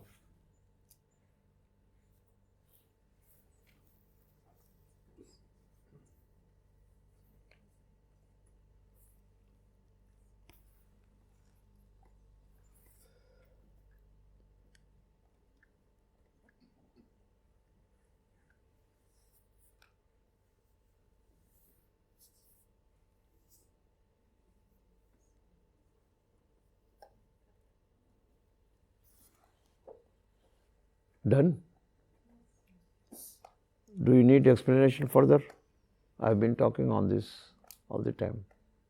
Now, this is available on one slide. You have any comment?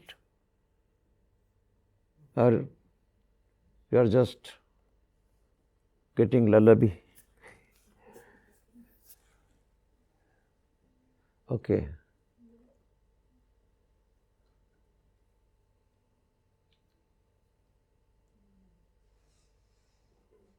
This is also I have discussed.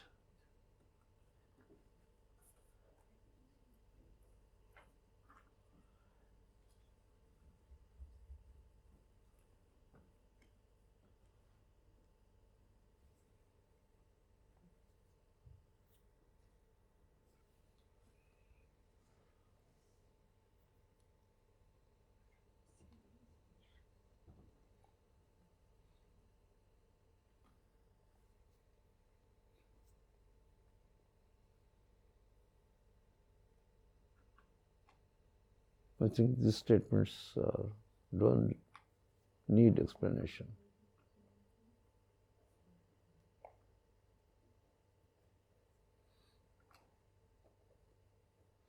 Okay, the implication when we say we believe in Allah. So I picked two scenarios. One scenario is, okay, we claim that we believe in Allah. we have Iman. Yet, what happens in practical terms? When we encounter bad times, difficult times in life, problems, hardships,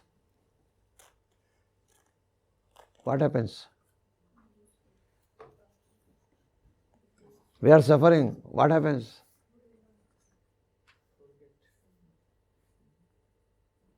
Do we have belief in Allah?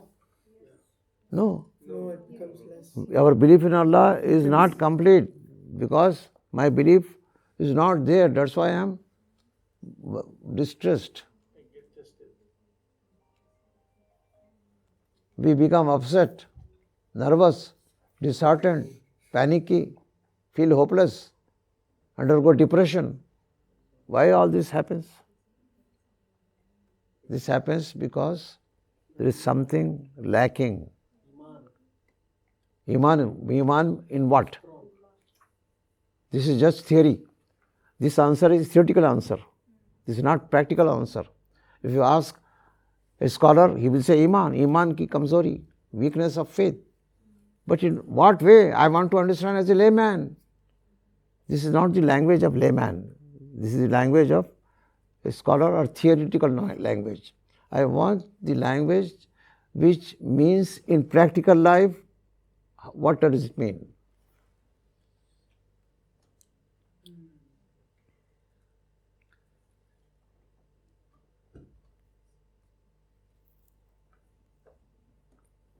These are the questions which pop up in our minds. Why this is happening only to me? I am suffering. Why Allah is not answering to my du'as? Are they going waste? Is there anything wrong? Why I am suffering? As a good person, I am a very nice person, I am praying 5 times, tahajjud, everything. Still this is happening, while bad people are enjoying. These are the questions. They are real questions. Okay, scenario 2. We claim that we believe in Allah as we have Iman, yet when we enjoy good things, this is on the contrary. The first scenario is when we feel bad. The second, when we experience good times, acquired wealth, luxurious life, property, etc., accumulating property. These are good times. We are carried away and indulge in the unethical and evil activities, taking them easy. That means all these things happening with reference to Allah, that means I am not accountable to Him. I believe in Allah, but whole things. Unmindful of direful consequences of not taking the right course of guidance, what Allah has said.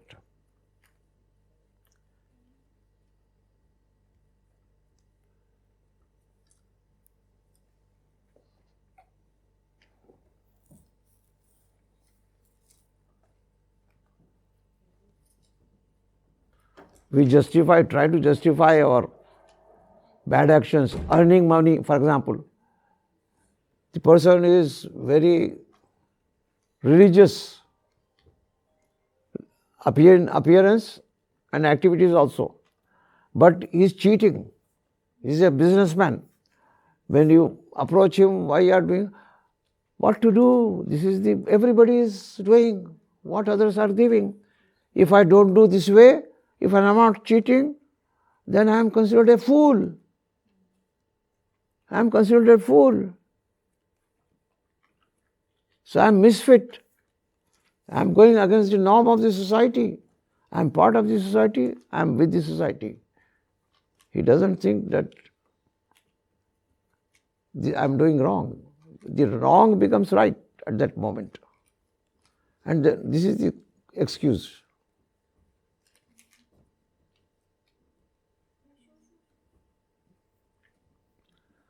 Then maximum if you remember Allah, Allah is Ghafurur Rahim, He knows our situation, so He will forgive.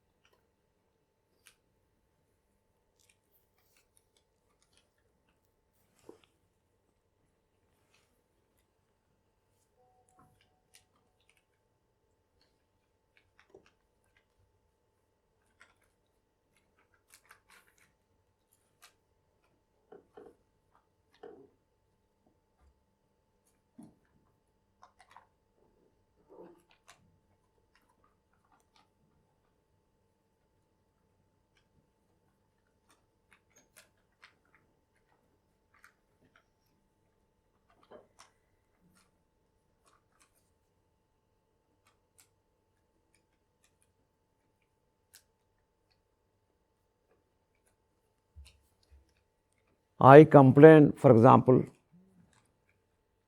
I'm in distress, I'm feeling hard. I say, Allah is Rahman, but why it is happening to me? Allah is Rahim, merciful, but why it is happening to him? So his mind is prepared to discard this particular attribute of Rahman or Rahim, mercy. Because what is happening to him, how I can accept? If he is like this, why it is happening to him? Why this happens? Because I focus only this attribute. I don't take all the attributes as a package. All the attributes of Allah, all the sifat is one package, and that package is contained in the word Ilah. So all those attributes belong to one Ilah, and that is Allah. If he is Rahman and Rahim, he is also just and fair. So I have to see with reference to justice and fairness. He is also Hakim, full of wisdom. There must be some wisdom behind this. What is happening? Maybe this is happening to remove my sins in this world only. Otherwise I have to suffer in my eternal life. This may be any such wisdoms. So when I say I believe in Allah, means believe in His wisdom, believe in His knowledge, believe in His not only mercy, but believe in all the attributes. Not one attribute of Rahman at that time. You remember Rahman only at this time? And you forget about other attributes? He is just. When you do illegitimately, you accumulate money by cheating, by lying, you use the favor from the attribute Rahman, but you do not focus on Allah is just. He will do justice. I am accountable to Him. Those things I overlook. I focus only in His positive attributes, but there are counter attributes also. Muntaqim is going to take intiqam.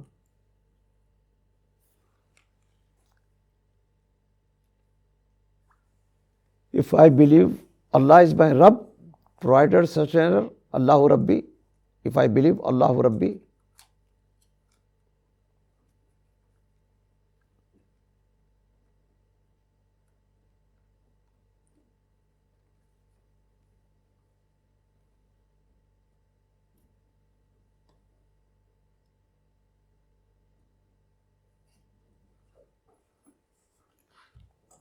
that should give me solace, that should put my heart to be contented, that He is my Rabb, He is seeing everything.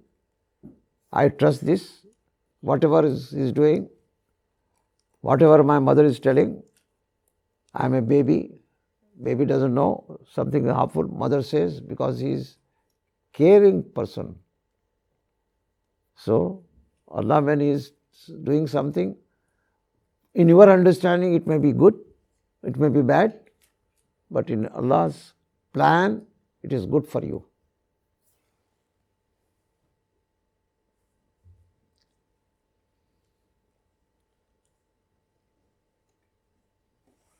Khabir and Basir, another two attributes. Allah is aware and observer of His servants. I believe this. He is fully aware. If you believe He is fully aware, He is aware of your situation. He is aware. Why are you distressed? There is no reason. When He is my Rabb, He is taking care of me. I am making dua. He is Mujibud Dawat. Then I need not fear.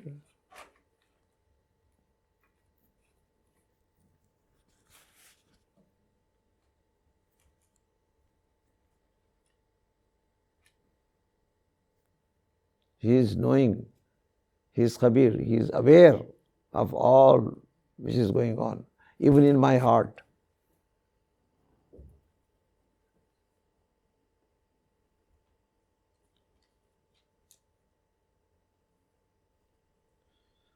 This is the impact of these two.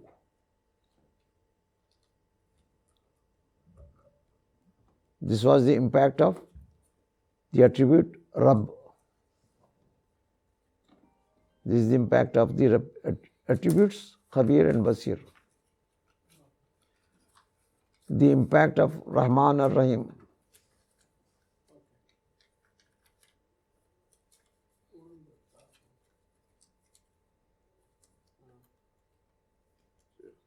When I put all those attributes together, then I believe in Allah. I believe in Allah then. This makes sense. If I choose, pick and choose what favors me, whatever favors me or whatever I am focusing on, this is not fair. This is a package. If you believe Rahman and Rahim, you should also believe He is Jabbar and Qahar. So this is the impact of belief in Allah, belief in His attributes. This is lazim and malzum. Belief in Allah's existence should go along with belief in His exclusive, unique attributes. His unique attributes are coming as a package, not in isolation, not independently, full. That is the meaning of Tawheed. All those attributes in one entity, Wahid, Allahu Ahad. This is the explanation of Allahu Ahad. This is the explanation of Tawheed. Tawheed, Iman in Allah's attributes. Tawheed of Asma wa Sifat.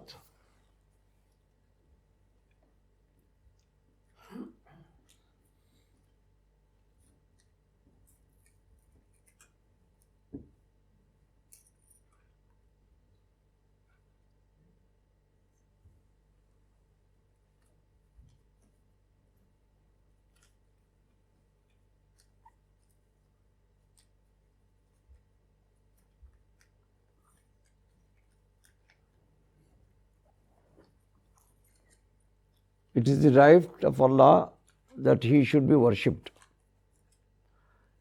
Because this particular right we get from knowing His attributes. His attribute Rabb means He is taking care. That's why He is giving you do's and don'ts. Don't do this, do this. This is beneficial to you, this is harmful to you. These are the directions from the parents in a worldly level, from the teachers, that this is for good for you. So on a spiritual level, these directions are coming from our Creator with all those attributes. So it is the right that we fulfill.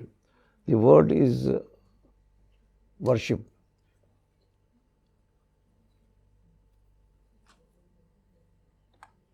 This is, Quran says, addressing the humankind, people, to worship your Lord who created you and those before you, so that you may become righteous. You may become God conscious.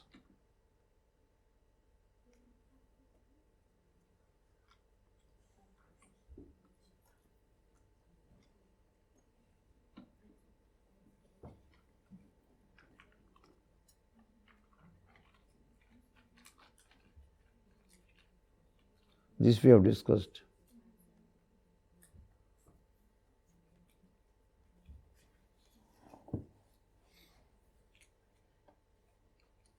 Now this is also worth paying attention.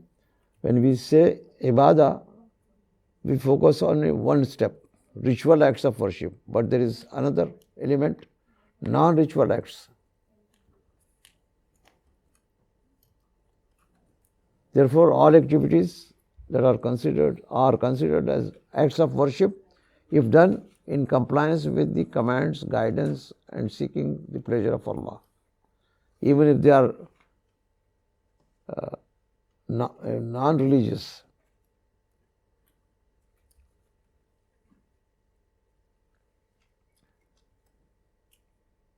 Ibadah refers to all acts following the rules of Allah. In other words, obedience to Allah. The worship is all about obedience, voluntary obedience. Obedience of Allah is the right of Allah, like ibadah. Obedience is ta'ah in Arabic.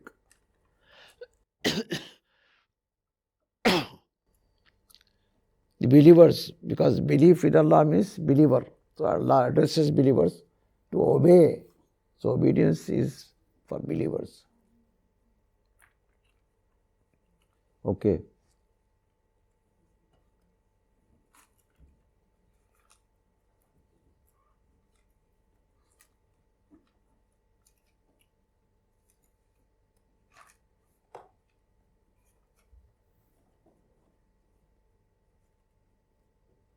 We have covered this. We have covered this. We have covered this. Cover this.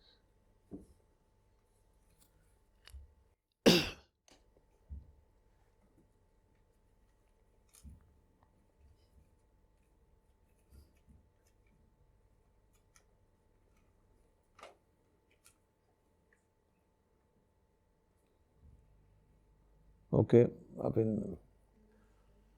here I stop. I'm sorry, I did not complete the topic, but I tried to make the groundwork firm. But it needs more repetition. It was the best class today. Thank you. Sister is saying it was the best class today. Thank you. No, this is not the best. There is something more to offer according to my understanding. I have a lot of things to offer. This is the problem. That's why I told Dr. Najma, squeeze me, maximize my time here. What all I gathered from my own efforts of deeper thinking. And this thinking, deeper means I refer to the basic primary sources, the Quran and Sunnah. I approached the scholars, but I found the scholars, they use theory. And my job is to convey the same theory. I am a conduit, I am a channel to convey you in your language, put you in practical terms, put you making sense in daily life, addressing the issues, problems in life. So my job is to simplify those teachings of scholars in simple words, understandable to today's common man, who are unfortunately blindly following Islam. We are Muslims, alhamdulillah, but we are not Muslims like our earlier generations, original Muslims, from the time of the Prophet until 12th, 13th centuries. We were Muslims by choice. Nowadays, by Muslims by chance, by birth, by inheritance, by imitation. And then I have also shared you once what is wrong with our understanding of Islam. In that I have given in the beginning, internalizing Islam, this particular topic I discussed, and I have given just a slide to sum up the 4 or 5 areas which point the defects. 5 defect areas which refer to the 5 areas which refer to the our defects in understanding Islam. So one of those areas is blind following. And then other things are there, and that particular topic itself, I need sessions, not one session. And I explained this not in one session, but one part of section. In 5 minutes, I pass through. On all those points, independent points, what went wrong, what is going wrong with nowadays with our Islam, understanding of Islam. Those are the points to discuss.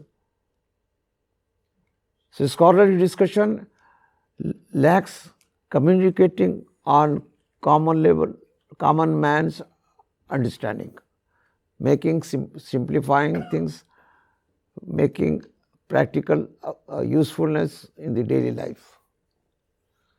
So, okay then. Okay, tomorrow again we will start 5:30 p.m. the same venue. So please be on time. No, 5:30. I think we are declaring 5:30 so that you can come at 5:45. No, let's say 5:15. Then we will come at 5:30. But in practically, this is ideal. 5:30 is ideal. But is it practical? I am afraid not.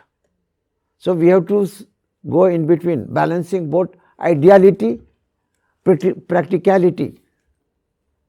So they suggest Isha prayer, practically. But Isha prayer, from ideality we deviate, that we lose time, that much time, where we can have some discussion. So 5:30 is ideal. 5:45 is practical because he will come at 5:30 and he will keep on spending 15 minutes in addressing all those things. This is practical problems. So when should they come? Sorry? Same, just like the way we are doing. Yeah. That's right. No, now I have become expert in this. Now I have over the. Yeah. It's too late for us. My things are now reaching the last stages. But this is just my thinking.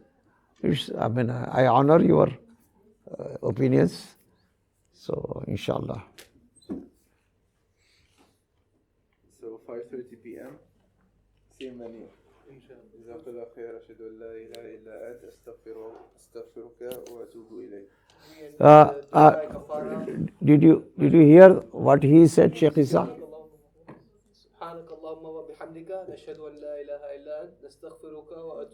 What is this? Dua, kafara. No. I have to ask. What is this he is telling? Huh? The dua for after the gathering? Dua? Yes. Yeah. Why this dua? He's saying go now. Is a ritual? We're asking Allah for forgiveness for anything that we might have. As to complete the formality, we have ended the talk and you should formally recite the dua. No. This is an objective and there is a purpose, there is a meaning behind this dua. Translation. We're bearing witness against Allah and we're asking for His forgiveness. So, whatever in this majlis we are talking about, my side or your side, we are discussing, we are not perfect beings, we are sure to commit something, mistakes, some wrong things. So, if we make dua, all those wrong things Allah will erase from our records of deeds. So this is called kafara, expiation, removing your weaknesses. So Allah's mercy. So this dua is addressing this. So we have to understand the purpose of dua, meaning of dua. Then we are benefited from dua. Otherwise it is lip service, it is formality, it is theory. We want practical application in life. We want to get the blessing of this. So the blessing comes if we understand. The iman becomes strong if we understand. If we use aql. This tool we have logged.